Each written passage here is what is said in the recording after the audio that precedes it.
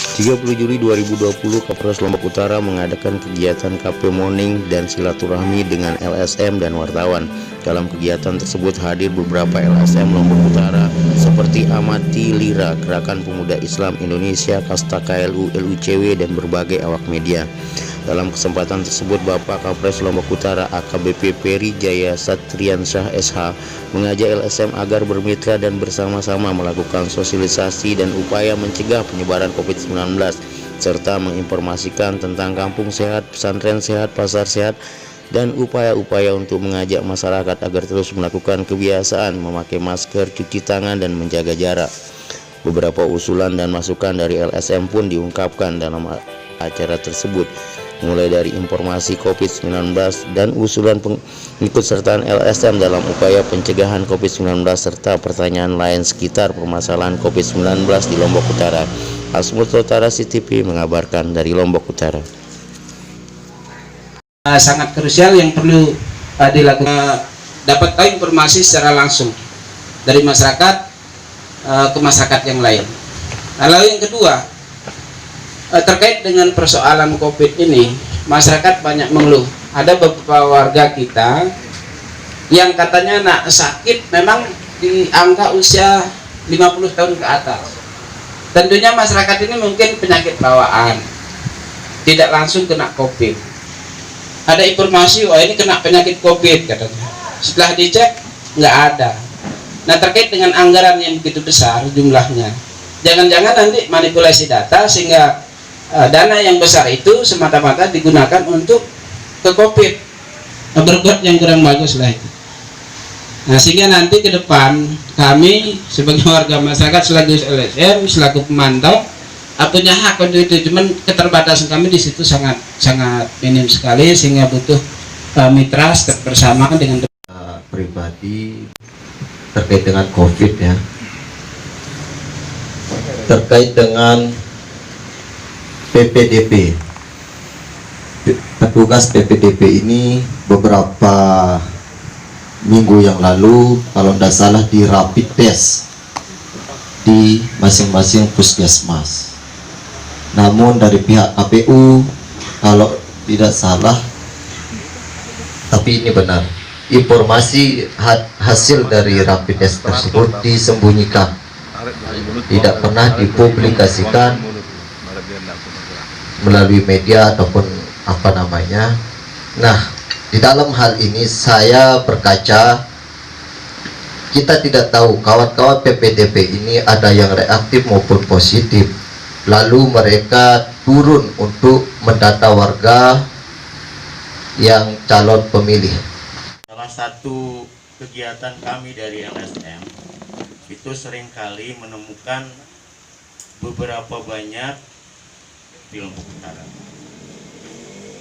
Jadi ketika laporan itu kami layangkan, kami meminta kepada pihak kepolisian atau aparat penegak hukum agar memberikan kami fasilitas untuk menyelesaikan permasalahan-permasalahan tersebut di luar kami harus mengadakan demo atau hearing. Jadi kalau permasalahan itu tidak pernah selesai, tetap saja kami dari LSM sering akan mengadakan demo dan hearing. Karena untuk hearing dan demo di masa COVID ini mungkin kami juga berpikir, masa kami harus tetap demo dan harus hearing gitu. Jadi kami mohon kepada pihak kepolisian agar membantu kami dalam menyelesaikan masalah-masalah yang sering terjadi, atau laporan-laporan teman-teman LSM yang masuk ke pihak kepolisian. Dengan sistem kepolisian seperti apa yang ditempuh kepolisian itu akan kami hormati dan kami akan menjalankannya. Seperti itu, nah, kita fasilitasi. Mau ketemu siapa? Kepala Dinas Kesehatan. Ayo, mau ketemu di kantor Dinas Kesehatan? Boleh. Mau ketemu di kantor polisi dengan Kepala Dinas Kesehatan? Boleh. Nanti kita undang. Cuman juga perlu diketahui kalau terkait dengan beberapa hal ada yang namanya undang-undang keterbukaan informasi publik. Mungkin ada hal-hal yang memang tidak bisa disampaikan. Tapi kalau dia tidak masuk dalam kategori hal-hal yang harus dirahasiakan, harus diberikan, ya kita akan dorong. misalnya Pak itu nggak masuk itu, Bapak harus jelaskan sama masyarakat, atau dalam hal ini misalnya diwakili oleh rekan-rekan baik itu dari LSM atau dari wartawan. Itu yang harus dilihat. Yang kedua, kalau tadi dikatakan misalnya kenapa nggak boleh nyongklan, memang nggak boleh Pak. Nikah saya tidak pernah melarang orang menikah. Kita tidak pernah melarang orang zikiran Pak. Kita tidak pernah melarang orang sholat Pak. Yang kita mohon adalah protokol COVID dalam kegiatannya itu yang dilaksanakan. Jadi tolong dipahami, tidak pernah sekalipun kita melarang orang sholat. Tidak pernah sekalipun kita melarang orang zikiran, seperti yang tadi disampaikan sama Pak As. Tidak pernah kita juga melarang orang melaksanakan pesta pernikahan. Yang kita mohon adalah kegiatannya dilaksanakan dengan protokol COVID. Apa itu protokol COVID? Hal yang paling sederhana, jaga jarak, menggunakan masker, dan cuci tangan ketika kegiatan itu akan dilakukan dan setelah selesai dilakukan. Kegiatan masyarakat yang lain, ya yang dibilang dengan AKB itu Pak. Makanya saya mengumpulkan rekan-rekan di sini agar membantu menjelaskan apa itu AKB, adaptasi kebiasaan baru. Adaptasi kebiasaan baru simpel yang tadi sama, pelaksanaan protokol COVID, jaga jarak, pakai masker, cuci tangan. Terus kalau pertanyaannya tadi bagaimana nih, apakah sudah hilang apa enggak? Ya yang pasti angkanya ada Pak, dan itu saintifik. Artinya apa? Kalau saya sih mengenai saintifik itu ya dibuktikan dengan hasil uji laboratorium, dan itu diakui oleh standar internasional. Ya itulah yang kita lihat sebagai sebuah realita, ya. Terus makanya kayak contoh nih, besok kegiatan Idul Adha kita larang, silakan sholatnya dilaksanakan, tapi menggunakan standar COVID, antar jemaah menjaga jarak, sebelum masuk masjid cuci tangan dulu pakai sabun, atau kalau dulu dari rumah sudah cuci tangan, seperti itu Pak ya. Itu yang untuk satu lagi tadi ya.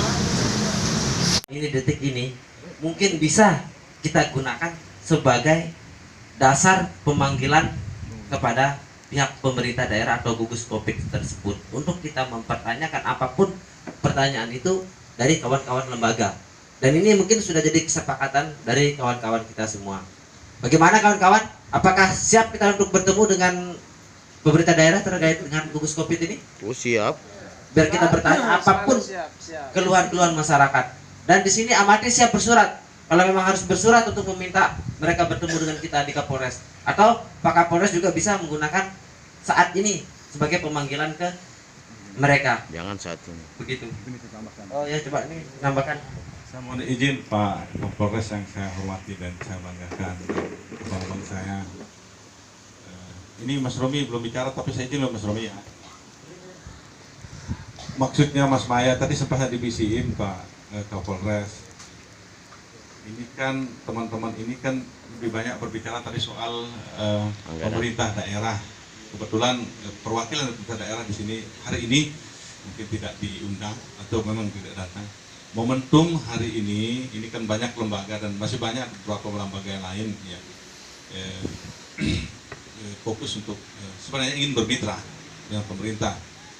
Nah, yang ingin dilakukan Mas Maya sudah menginisiasi untuk bersilaturahmi dengan gugus tugas COVID-19 Kabupaten Lombok Utara dengan memohon bantuan kepada Bapak Kapolres untuk dapat kiranya memfasilitasi baik dimanapun nanti mengundang pihak tim gugus tugas baik dari ketua dan jajarannya untuk kiranya dapat bersilaturahmi dengan jajaran NGO, LSM dan tentu dengan media. Kalau media kami punya agenda setiap hari Senin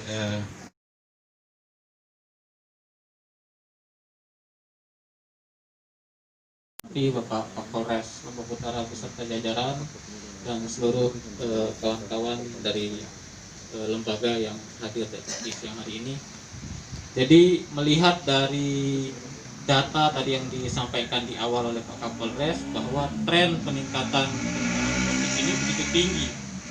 Tapi kita melihat di Kabupaten Lombok Utara ketika secara nasional tren peningkatan COVID ini meningkat, tapi justru di KLU ini tindakan-tindakan pencegahannya menurun.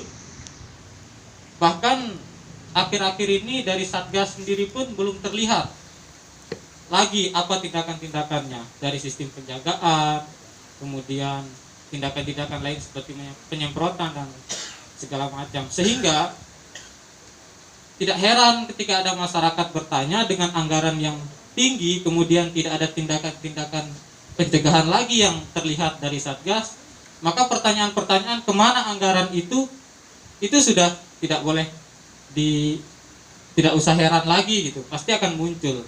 Padahal begitu banyak potensi yang bisa dimanfaatkan juga dan bisa digandeng oleh pemerintah daerah untuk menekan penyebaran dari COVID-19 ini. Ada banyak lembaga, ada hal ini justru terbantu, tidak akan digerecoki. Nah harapannya sedikit aja Pak Kapolres, kalau memang pihak Polres serius untuk menekan penyebaran COVID-19 ini, adalah masalah COVID, sehingga COVID ini harus kita hadapi bersama-sama sesuai dengan kemampuan, sesuai dengan sumber daya yang kita miliki. Makanya tadi di depan saya sampaikan, kepolisian dengan segala keterbatasan tadi yang disampaikan Pak Lalu bekerja pada berbagai macam aspek kesehatan, keamanan, UMKM, aspek media, ya, dengan segala keterbatasannya kita bekerja di situ yang saya gambarkan tadi bisa dibilang hampir 24 jam. Tapi di satu sisi tadi di awal saya sampaikan, saya juga harus bertanggung jawab terhadap kegiatan dinamika kegiatan masyarakat. Makanya tadi saya sampaikan ke depan, tolong kita melihat pada permasalahan yang sama, bahwa COVID ini adalah masalah bersama, dan saya minta tolong kepada rekan-rekan semua untuk membantu saya paling tidak dengan hal yang sederhana. Gampangannya apa? Tolong jangan mengumpulkan massa. Itu tujuannya yang tadi saya bisa ketemu pada hari ini. Di luar itu tadi ada aspirasi lain yang saya tangkap, ya kita dorong ke sana. Pada prinsipnya kepolisian akan bertindak sebagai fasilitator penyelesaian permasalahan sosial. Karena kecuali kalau memang masalahnya ada di polisi, maka saya langsung akan tentukan. Tapi kalau permasalahannya ada di tempat-tempat lain, kita sifatnya sebagai fasilitator. Itulah sebabnya tadi kenapa tidak ada perwakilan Pemda. Memang kita nggak undang dari Pemda. Nah, memang ini adalah dari kita, oleh kita, untuk kita bersama-sama. Terkait dengan pencegahan, membuat masyarakat masih tidak percaya terhadap corona ini, Pak. Masih tidak percaya terhadap corona ini. Karena Satgas memang dari awal dulu aktif ya, turun ke masyarakat, penyemprotan dan lain sebagainya. Tetapi kembali dengan mundurnya kegiatan yang dilakukan oleh Satgas, ini membuat masyarakat, kembali lagi Pak, masih tidak percaya terhadap